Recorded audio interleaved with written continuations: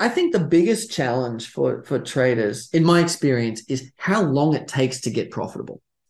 And people try so many different things that are all about trying to predict the market, trying to be right, trying to be clever.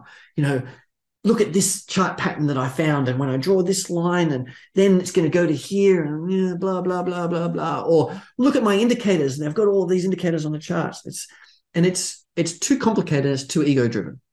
What works, in my experience, is simple strategies, simple systems that get you into up moves and get you out when they start going down, get you in short to down moves and get you out when they start going up.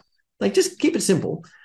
And the easiest way to do that is to implement a systematic approach.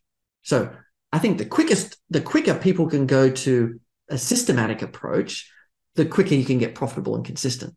And I think that's really the key here, because if you can shorten your learning curve by putting rules in place that work, then you get more compounding time. If you take 5 years to learn, in 20 years' time, that 5 years is going to cost you millions of dollars. Millions. I did the calculation of how much my 3 years cost me, that it took me to get profitable, and it was millions. Even now, and I've still got 20 years of trading left at least.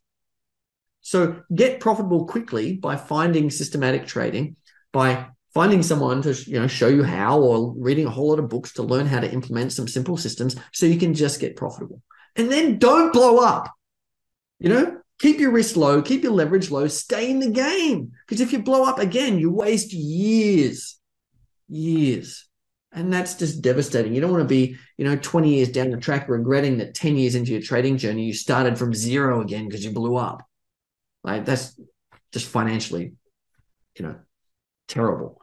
So I think that's the thing. Cover the learning curve quickly, get systematic, and your life changes.